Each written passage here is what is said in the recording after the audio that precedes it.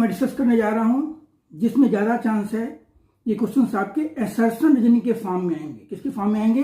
Assertion reasoning के form में। तो आप इसको जो है पेन और पेंसिल रजिस्टर लेकर के बैठिए कि आप प्रॉपर मेहनत करिए, इसी में से क्वेश्चन मिलने की गारंटी है ये, ठीक है।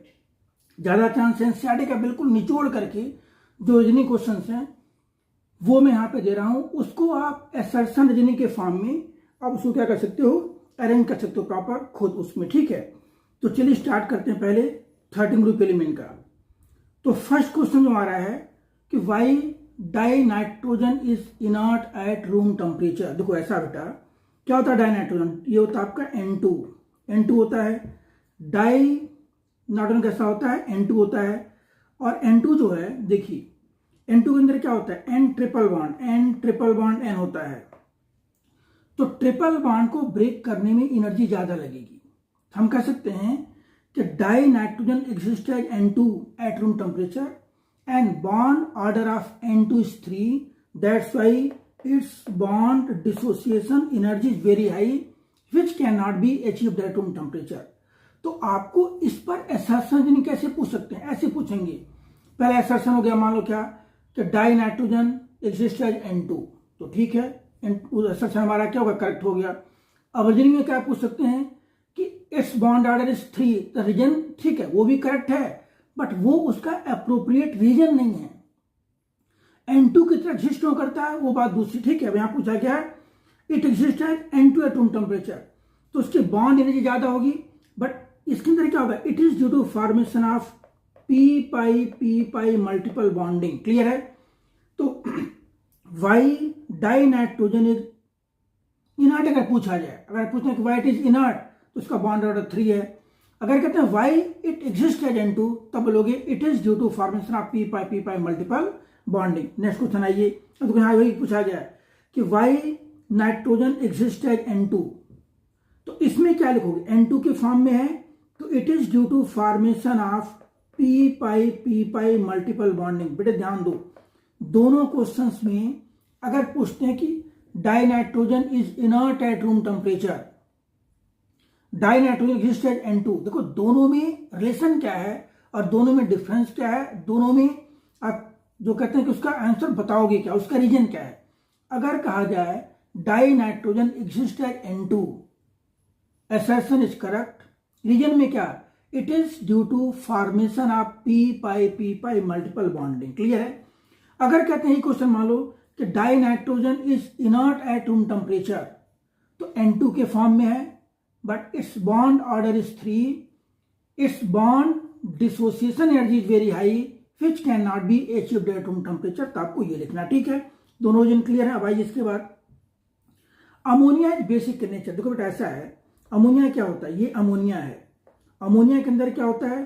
3 बॉन्ड पेयर हैं और एक क्या होता है? लोन पेयर होता है।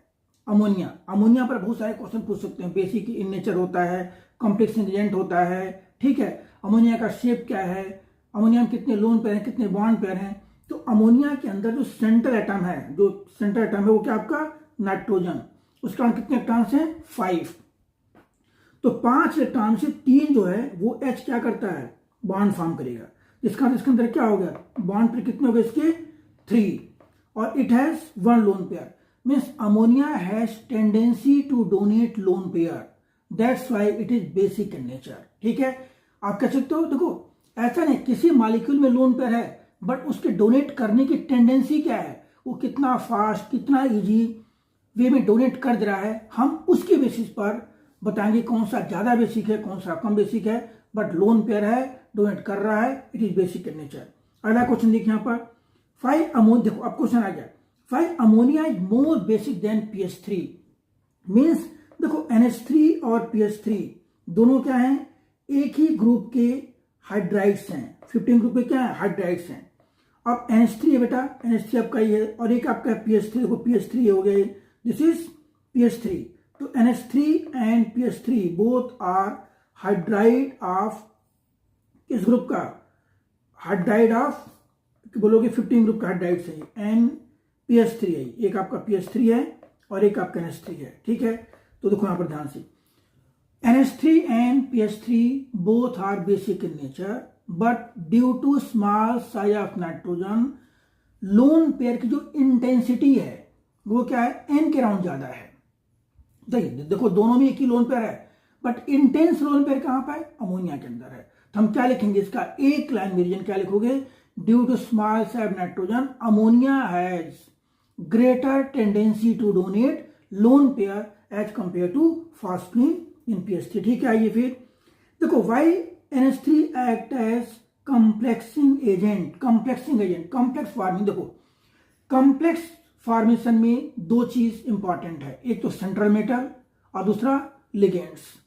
सेंट्रल मेटल के पास वैकेंट ऑर्बिटल होना चाहिए, जनरली वैकेंट डी ऑर्बिटल, और जो कॉम्प्लेक्स है उसकी टेंडेंसी लोन पेयर डोनेट करने की होनी चाहिए। तो अमोनिया के पास एक लोन पेयर है, ammonia can donate lone pair to central atom and involve in formation of complex. That's why ammonia is good complexing agent. Ammonia is good complexing agent. ठीक है, तो जैसे मान हम कहते हैं यहाँ पे फॉर एग्जाम्पल है CONH3, ये देखो CONH3 होल 6 पर 3+ है, मान लो hexa amine cobalt third ion. तो कोबाल्ट के वैकेंट डी ऑर्बिटल के अंदर अमोनिया अपना लोन पेयर डोनेट करता है, और उससे किससे बाइंड होता है, डेटिव बॉन्ड से। किससे बाइंड होता है, कोऑर्डिनेट कोवेलेंट बॉन्ड से। तो ammonia has tendency to donate lone pair and get binded with central atom through coordinate covalent bond. That's why ammonia is good complexing agent. Clear है, आइए next देखिए इसके बाद। अब right chemical reaction which confirm ammonia is complexing agent. आप कह सकते हो, देखो यहाँ पर ये देखो Cu2+ 4NH3 ये हो गया। तो क्या बनेगा यहाँ पर, ये बनेगा देखो CuNH3 होल 4 पर क्या हो जाएगा यहाँ पर, ये 2+। तो this reaction confirm that ammonia is complexing agent. अच्छा कॉम्प्लेक्स है ये थोड़ा सा एक्सेप्शनल भी होता है कि जब कॉम्प्लेक्स फॉर्म करता है तो उसका एक इलेक्ट्रॉन 3D का 4D में जाता है, तो देखने में लगता है क्या ये आपका टेट्राहेड्रल, बट ये कैसा हो जाता है, फिर बाद में आपका स्क्वायर प्लेन होता है। ठीक है, तो अमोनिया की ये रिएक्शन है which confirm ammonia is complexing. There are so many reactions, there are so many complex which form by ammonia. Next देखिए, NCl3 is known but NCl5 is not known. देखो नाइट्रोजन जो है ना second period का first element है, मतलब अपने group का पहला एलिमेंट है। Nitrogen has anomalous behaviour with respect to other element of the group of same group. देखो और कौन कौन से एनामलस बिहेवियर्स हैं, small size, absence of vacant D orbital, ability to form p-pi multiple bonding, ability to form H bonding, hydrogen bonding. ये 4 features जो हैं वो नाइट्रोजन को अपने अलग बाकी एलिमेंट से डिफरेंट बनाते हैं, सिंपल। ठीक है, तो क्या पूछा गया है, NCl3 इज नोन। देखो जहां कहीं भी ऐसा लगे कि आप एक सेंट्रल एटम के राउंड एक कुछ जो कहते हैं कि सराउंडिंग एटम है, आप उसको एकोमोडेट नहीं कर पा रहे हो, तो आप एक बार सोचोगे कि उसका वैकेंट डी ऑर्बिटल है या नहीं है। अगर वो एलिमेंट पहला एलिमेंट है तो आपका ये लॉजिक 100% करेक्ट होगा। और क्या बोलोगे यहां पर कि nitrogen doesn't have vacant D orbital, so it can not extend its valency and NCl5 is not form. NCl3 तो फॉर्म कर लेता है, बट NCl5 फॉर्म क्यों नहीं करेगा भाई। अब जब आप लिखोगे कन्फिग्रेशन देखिए यहाँ पर, तो क्या होगा आपका, ये इसका कन्फिग्रेशन आप लिखोगे किसका, नाइट्रोजन का। ठीक है, तो कितना एटॉमिक नंबर होता है, 1s2 2s2 2p3। देखो इस टाइप से 7 होगा, यहाँ पे लिखोगे। देखिए यहाँ लिखेंगे आप 1s2 2s2 2p3। तो यहाँ P3 देखिए, आप P में कितने 3 इलेक्ट्रॉन्स हैं, 1 2 3, और ये क्या हमारा ये S2 है। तो अब यहां पर NCl5 फॉर्म करने के लिए अभी इसके पास कितने अनपेयर्ड हैं, अगर हम इसका कराएंगे हाइब्रिडाइजेशन, देखो इस टाइप से यहाँ पर sp3 बन जाएगा, it has 4 sp3। But NCl5 के फॉर्मेशन के लिए हमें 5 ऐसे ऑर्बिटल चाहिए जो जिसके अंदर एक अनपेयर्ड हो। तो उसका वैकेंट ऑर्बिटल है नहीं, वैकेंट ऑर्बिटल उसका दूर है, तो वो जल्दी उसको एक्साइट नहीं कर पाते हैं। तो nitrogen doesn't have vacant D orbital, so it can not extend its valency. That's why NCl5 is known but NCl5 is not known and NCl3 is known. ठीक है, क्लियर।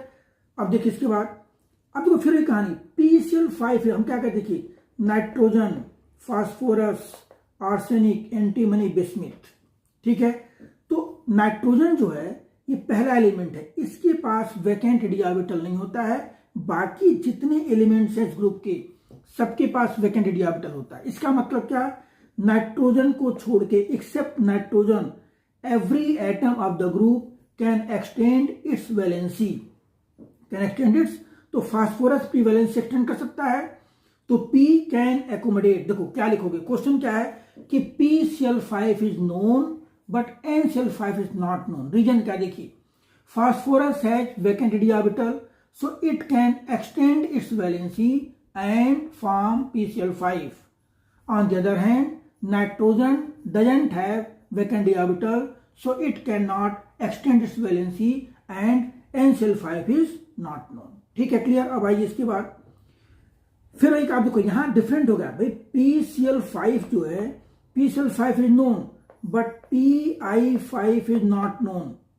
दोनों में सेंट्रल एटम फास्फोरस है, उसके पास vacant orbital है, तो क्या reason है कि PCl5 is known but NCl5 is not known. आप क्या लिखोगे इसको कि phosphorus can not accommodate 5 large iodine atom around it due to steric hindrance, कह सकते हो उसको आप। ठीक है, ड्यू टू स्टेरिक हिंड्रेंस। ठीक है, that's why PI5 is not known. ठीक है, नेक्स्ट आइए इसके बाद, how can you prove that PS